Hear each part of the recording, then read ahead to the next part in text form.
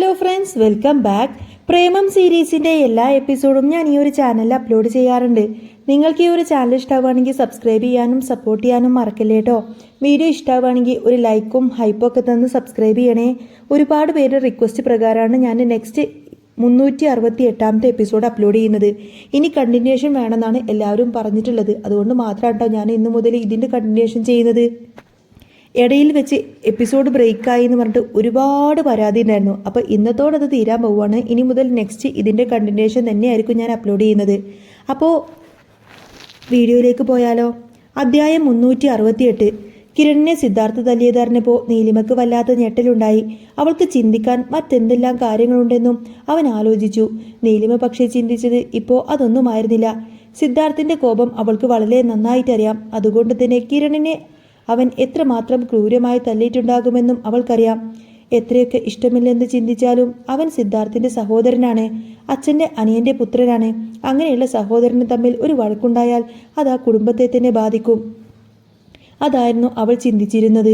അവൾ സിദ്ധാർത്ഥിൻ്റെ മുഖത്തേക്ക് നോക്കി കിരണിൻ്റെ വിശേഷങ്ങൾ ചോദിക്കാൻ ആഗ്രഹിച്ചു. അല്പനേരം ചിന്തിച്ച ശേഷം അവൾ ചോദിച്ചു, കിരണിനിപ്പോൾ കുഴപ്പമൊന്നും ഇല്ലല്ലോ അല്ലേ? നിങ്ങൾ അവനെ ശരിക്കും തല്ലിയോ? കിരണിനെ പറ്റി നീലിമ അന്വേഷിച്ചത് സിദ്ധാർത്ഥിന് തീരെ ഇഷ്ടമായില്ല. നീലിമക്കും സത്യത്തിൽ കിരണിനെക്കുറിച്ച് പറയാനൊന്നും താല്പര്യമുണ്ടായിരുന്നില്ല. തന്നെ ഉപദ്രവിക്കാൻ ശ്രമിച്ച ആള് സിദ്ധാർത്ഥിൻ്റെ സഹോദരനാണ് എന്ന് ആ ഒരു ഒറ്റ പരിഗണന മാത്രമാണ് അവൾ അവനോട് കാണിച്ചത്. പക്ഷേ സിദ്ധാർത്ഥ് അത് മനസ്സിലാക്കിയതാണ് സംസാരിച്ചത്. അവൻ പറഞ്ഞു, നീ എന്തിനാ അവൻ്റെ കാര്യങ്ങളെപ്പറ്റി കൂടുതൽ ചിന്തിക്കുന്നത്?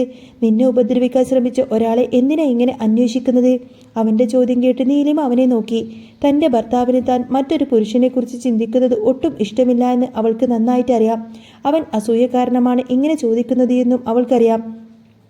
അതുകൊണ്ട് തന്നെ അവൾ വലിയ രീതിയിലൊന്നും പ്രതികരിച്ചില്ല. വീണ്ടും അവൻ ചോദ്യം ആവർത്തിച്ചപ്പോഴാണ് നീലിമ ഉത്തരം നൽകിയത്. കിരൺ നിങ്ങളുടെ സഹോദരനല്ലേ? അവരെ തല്ലിയ നിങ്ങൾക്ക് വല്ല പ്രശ്നവും കുടുംബത്തിൽ നിന്നും ഉണ്ടാവുമോ എന്നാണ് എൻ്റെ ഭയം. അതുമാത്രമല്ല, ഇത് കാരണം നിങ്ങൾ തമ്മിൽ ഒരു പ്രശ്നം വരരുത്. അതെനിക്ക് ആഗ്രഹമുണ്ട്. അവൾ പറഞ്ഞു നിർത്തി. അത് കേട്ടപ്പോൾ സിദ്ധാർത്ഥ് പറഞ്ഞു, ഞാൻ മറ്റാരെക്കുറിച്ചും ഇപ്പോൾ ചിന്തിക്കുന്നില്ല. നിന്നോട് മോശമായി പെരുമാറിയത് കൊണ്ട് എനിക്ക് പറ്റാവുന്ന തരത്തിൽ ഞാൻ അവനെ തല്ലിയിട്ടുണ്ട്. എനിക്കത് ചെയ്തേ പറ്റൂ. അല്ലാതെ ഞാൻ അവനോട് ക്ഷമിക്കാറൊന്നും പോകുന്നില്ല. ഇനി നിന്നോട് മോശമായി പെരുമാറാൻ അവൻ ഒന്നുകൂടി ഒന്ന് ആലോചിക്കും. സിദ്ധാർത്ഥ് പറഞ്ഞു. നീലിമ അതെല്ലാം കേട്ട് വല്ലാതെ അസ്വസ്ഥത പോലെ ഇങ്ങനെ തോന്നിയപ്പോൾ അവൾ പറഞ്ഞു, നീലിമയ്ക്ക് അതെല്ലാം കേട്ട് വല്ലാതെ അസ്വസ്ഥയാകുന്നത് പോലെ തോന്നിയപ്പോൾ അവൻ പറഞ്ഞു. നീലിമ അതെല്ലാം കേട്ട് വല്ലാതെ അസ്വസ്ഥയായി നിൽക്കുന്നത് പോലെ തോന്നിയപ്പോൾ അവൻ പറഞ്ഞു, നിനക്കിപ്പോൾ വേണ്ടത് ഇപ്പോൾ തന്നെ ഒരുപാട് പ്രഷറുണ്ട് നിനക്ക്. അതിൻ്റെ ഒന്നും ആവശ്യമില്ല. നന്നായി ഒന്ന് ഉറങ്ങ്. ഞാൻ എപ്പോഴും കൂടെ ഉണ്ടാവും. കിരണിൻ്റെ കാര്യമൊന്നും നീ ചിന്തിക്കേണ്ട. നമുക്കവനെ കാണാൻ ഒരുമിച്ച് പോവാം. അപ്പോൾ കാര്യങ്ങളെല്ലാം അറിയാം. അവൻ അത്രമാത്രം പറഞ്ഞു.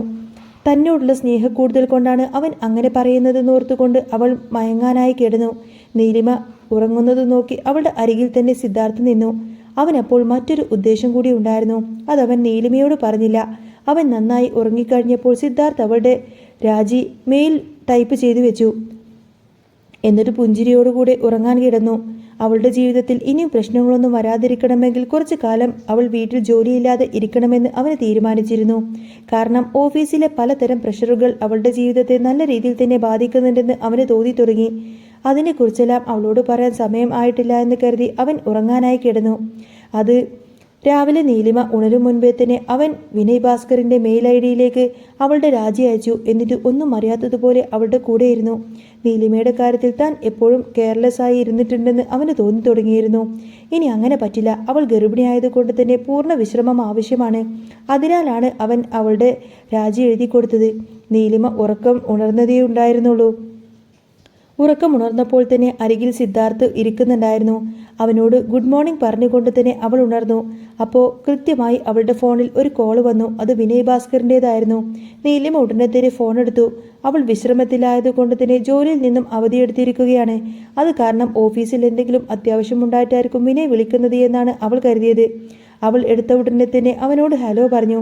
ഹലോ നീലിമ, ഇപ്പോൾ എങ്ങനെയുണ്ട്? അവൻ തിരികെ ചോദിച്ചു. എനിക്ക് കുഴപ്പമൊന്നുമില്ല സർ. എന്തിനാ ഇപ്പോൾ വിളിച്ചത്? അവൾ ചോദിച്ചത് കേട്ട് വിനയ് പറഞ്ഞു, ജോലി കളയുന്നതും മറ്റും തൻ്റെ വ്യക്തിപരമായ കാര്യമാണെന്ന് എനിക്കറിയാം. എന്നാൽ ഒന്നുകൂടി ആലോചിച്ചിട്ട് ഡിസിഷൻ എടുക്കണം. ഇത്രയും നല്ലൊരു ടീമിനെ നഷ്ടപ്പെടുന്നതിൽ എനിക്ക് വിഷമമുണ്ട്. അതുകൊണ്ടാണ് ഞാൻ തന്നെ വിളിച്ചത്. താൻ അയച്ച രാജി ഇപ്പോഴാണ് ഞാൻ കണ്ടത്. അവൻ പറഞ്ഞത് കേട്ട് നീലിമ അതിശയത്തോട് ചോദിച്ചു, രാജിയോ? സർ പറയുന്നത് എനിക്ക് വ്യക്തമാവുന്നില്ല. അവൾ പറഞ്ഞത് കേട്ട് വിനയ് ഭാസ്കർ പറഞ്ഞു, തൻ്റെ മെയിലിൽ നിന്നും എനിക്ക് രാവിലെ തന്നെ ഒരു രാജിക്കത്ത് വന്നിട്ടുണ്ട്. താൻ അയച്ചതല്ലേ അത്? അവൻ ചോദിച്ചു. എന്ത് മറുപടി പറയണമെന്നറിയാതെ നീലിമ സിദ്ധാർത്ഥിൻ്റെ മുഖത്തേക്ക് നോക്കി. അവൻ്റെ പരിപാടിയായിരിക്കും ഇതെല്ലാമെന്ന് അവൾക്ക് തോന്നി. അവളുടെ ഇപ്പോഴത്തെ അവസ്ഥ മറ്റാരേക്കാളും നന്നായിട്ട് അവനറിയാമായിരുന്നു. ഈ അവസരത്തിൽ രാജിവെച്ചില്ലെങ്കിലും അവൾക്ക് ഒരുപാട് ലീവ് എടുക്കേണ്ടി വരും. അങ്ങനെ സംഭവിച്ചാൽ അത് ജോലിയെ ബാധിക്കും. അതിലൂടെ അത് കമ്പനിയെയും ബാധിക്കും. മറ്റുള്ളവരെ കൂടുതൽ ബുദ്ധിമുട്ടുണ്ടാക്കാൻ അവൾ ആഗ്രഹിച്ചിരുന്നില്ല. അതിനാൽ അവൾ പറഞ്ഞു, ശരിയാണ്, ഞാൻ രാജി അയച്ചിരുന്നു. എനിക്കിപ്പോൾ വിശ്രമമാണ് ആവശ്യം. റെസ്റ്റ് എടുക്കുന്ന സമയത്ത് ജോലി കൃത്യമായി ചെയ്യാൻ സാധിക്കില്ല. അതുമാത്രമല്ല, കൂടുതൽ പ്രഷർ എടുക്കണ്ട എന്ന് കരുതിയിട്ടാണ് ജോലി കളഞ്ഞത്. അതിലെനിക്ക് കുറ്റബോധമൊന്നുമില്ല. അവൾ പറഞ്ഞത് കേട്ട് വിനയ് ഭാസ്കർ ഞെട്ടി. അവൾ ആ ഓഫീസിൽ ജോലി ചെയ്യാതിരിക്കുന്നത് അയാളെ സംബന്ധിച്ച് ബുദ്ധിമുട്ടുള്ള കാര്യമായിരുന്നു. ഞാൻ ആ ജോലി സ്വീകരിച്ചില്ലെങ്കിലോ? അവൻ ചോദിച്ചു. അവൻ അങ്ങനെ ചോദിക്കുമെന്ന് നീലിമ കരുതിയിരുന്നില്ല. അവൾ ഉടനെ പറഞ്ഞു, നിങ്ങൾ എന്ത് കാര്യം കൊണ്ടാണ് അത് സ്വീകരിക്കാത്തത്? എനിക്കിപ്പോൾ ജോലി ചെയ്യാൻ സാധിക്കില്ല. എൻ്റെ അവസ്ഥ നിങ്ങളൊന്ന് മനസ്സിലാക്കണം. എനിക്ക് വയ്യ. അതുകൊണ്ടാണ് ഞാൻ ജോലി രാജിവെക്കുന്നത്. നിങ്ങൾ ആ രാജി സ്വീകരിക്കണം. ഇല്ലെങ്കിലും എനിക്ക് കുറച്ചു കാലത്തേക്ക് തുടർന്ന് ജോലിക്ക് വരാനൊന്നും സാധിക്കില്ല. അവൾ പറഞ്ഞത് കേട്ട് വിനയ് ഭാസ്കർ വീണ്ടും പറഞ്ഞു, നീലിമയ്ക്ക് വേണമെങ്കിൽ കുറച്ചു കാലം ലോങ് ലീവ് എടുത്ത് വിശ്രമിക്കാം. എങ്കിലും നിങ്ങൾ ജോലി കളയരുത് എന്നാണ് എൻ്റെ ഒരു അഭിപ്രായം. അയാൾ വീണ്ടും പറഞ്ഞു. അത് കേട്ടപ്പോൾ നീലിമ ആകെ അസ്വസ്ഥയായി. കാരണം അവൾക്ക് സിദ്ധാർത്ഥിൻ്റെ തീരുമാനത്തെ എതിർക്കാൻ താല്പര്യമുണ്ടായിരുന്നില്ല. അവൻ എന്ത് ചെയ്താലും അത് തൻ്റെ നല്ലതിനു വേണ്ടി മാത്രമേ പ്രവർത്തിക്കുള്ളൂ എന്ന് അവൾക്ക് നന്നായി വ്യക്തമായിട്ട് തന്നെ അറിയുകയും ചെയ്യാം.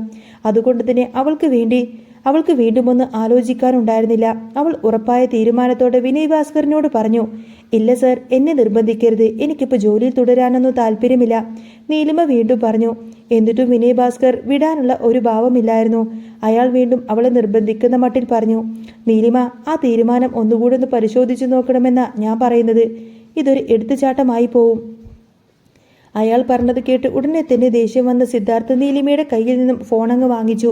എൻ്റെ ഭാര്യയുടെ തീരുമാനങ്ങളെ തിരുത്താൻ നിങ്ങൾക്ക് എന്ത് അവകാശമുണ്ട് വിനയ് ഭാസ്കർ? അവൾ തെറ്റായ തീരുമാനമാണ് എടുത്തതെന്ന് പറയാൻ നിങ്ങൾ ആരാണ്? സത്യത്തിൽ സിദ്ധാർത്ഥിന്റെ സംസാരം കേട്ടപ്പോൾ തന്നെ വിനയ് ഭാസ്കർ ഭയന്നുപോയി. സിദ്ധാർത്ഥ് അരികിലിരുന്നാണ് നീലിമയുടെ ഫോൺ എടുത്തത് എന്ന് അയാൾക്കറിയില്ലായിരുന്നു. അതുകൊണ്ട് തന്നെ അയാൾക്കൊന്നും തന്നെ പറയാൻ പോലും സാധിച്ചില്ല. സത്യത്തിൽ നീലിമയുടെ കൂടെ ജോലി ചെയ്യുന്ന ഒരാളോടുള്ള വെറുപ്പ് കൊണ്ടാണ് അവൻ അങ്ങനെ പറയുന്നത്. വിനയ് ഭാസ്കർ എന്ത് പറയണമെന്നറിയാതെ നിന്നു. അയാളെ സംബന്ധിച്ചിടത്തോളം സിദ്ധാർത്ഥ് അയാളുടെ ബോസാണ്. അവനെ എതിർക്കുക അയാൾക്ക് വളരെ ബുദ്ധിമുട്ടുള്ള കാര്യവുമാണ്. ബോസിന്റെ ഭാര്യയോട് അമിത സ്വാതന്ത്ര്യവും എടുത്തുപോയാലോ എന്ന ചിന്ത വിനയ് ഭാസ്കറിന്റെ ഉള്ളിൽ ഉണ്ടായി. അയാൾ ആകെ അസ്വസ്ഥനായിരുന്നു. അയാൾ പറഞ്ഞു, സർ, ഞാൻ അങ്ങനെയൊന്നും പറഞ്ഞതല്ല. എനിക്ക് മാഡത്തോട് യാതൊരുവിധ അമിത താല്പര്യവുമില്ല. പക്ഷേ മാഡം അത്രയും എഫിഷ്യൻ്റായി ജോലി ചെയ്യുന്ന ഒരാളാണ്. അതുകൊണ്ടാണ് ഞാൻ അങ്ങനെ സംസാരിച്ചത്. എൻ്റെ ഭാഗത്ത് എന്തെങ്കിലും തെറ്റുണ്ടെങ്കിൽ ക്ഷമിക്കണം. ഞാൻ ഇനി തെറ്റ് ആവർത്തിക്കില്ല. മാഡം അവർക്ക് തോന്നുന്ന തീരുമാനങ്ങൾ എടുക്കാൻ പ്രാപ്തയായ ഒരാളാണ്. മാഡത്തിൻ്റെ തീരുമാനങ്ങൾ ഞാൻ മാനിക്കുന്നു. അതൊന്നുകൂടി പുനഃപരിശോധിച്ചാൽ നന്നായിരിക്കും എന്ന് മാത്രമാണ് ഞാൻ ഉദ്ദേശിച്ചത്. ഞാൻ കാരണം അത് ഇഷ്ടമായില്ലെങ്കിൽ എന്നോട് ക്ഷമിക്കണം. വിനയ് ഭാസ്കർ പറഞ്ഞു നിർത്തി. സിദ്ധാർത്ഥിന്റെ മുഖത്ത് നല്ല കോപമുണ്ടായിരുന്നു. വിനയ് നീലിമയോട് അമിത സ്വാതന്ത്ര്യമെടുക്കുന്നത് അയാൾക്ക് ഇഷ്ടപ്പെട്ടില്ലെന്ന് വ്യക്തമായിട്ടുണ്ടായിരുന്നു അവൻ്റെ മുഖം. നീലിമ അത് ശ്രദ്ധിക്കുകയും ചെയ്തു. താൻ ഉടനെ നീലിമയുടെ രാജി സ്വീകരിച്ചുകൊണ്ട് എനിക്കൊരു കൺഫർമേഷൻ അയക്കണം.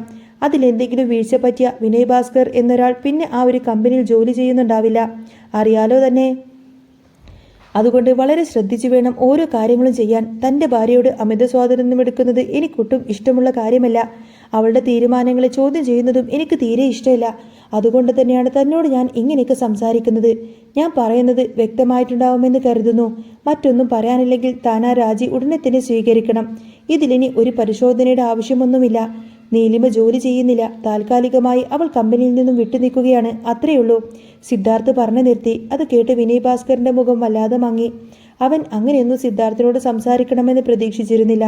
അതുകൊണ്ട് തന്നെ അയാൾ ഉടനെ പറഞ്ഞു, ഇല്ല സർ, ഇനി അധികം വൈകില്ല. ആ രാജി ഞാൻ സ്വീകരിക്കാം. മാഡത്തിനോട് അമിത സ്വാതന്ത്ര്യം എടുത്തുപോയതിന് സർ എന്നോട് ക്ഷമിക്കണം. അയാൾ അത്രമാത്രം പറഞ്ഞുകൊണ്ട് ആ ഫോൺ സംഭാഷണം അവസാനിപ്പിച്ചു. ജോലിയിലേക്ക് തിരിഞ്ഞു. അപ്പോഴേക്കും അയാളുടെ ഉള്ളിൽ സിദ്ധാർത്ഥ പറഞ്ഞ വാക്കുകളുണ്ടായിരുന്നു. അത്രയുമൊക്കെ സംസാരിക്കാൻ താൻ എന്ത് തെറ്റാണ് ചെയ്തത് എന്ന് മാത്രം അയാൾക്ക് മനസ്സിലാക്കാൻ സാധിച്ചില്ല. നീലിമ ജോലിയിൽ അത്ര എഫിഷ്യൻ്റ് ആയിട്ടുള്ള ഒരാളാണ്. അതുകൊണ്ട് മാത്രമാണ് അവൻ അത്രയും അവൾക്ക് വേണ്ടി സംസാരിച്ചത്.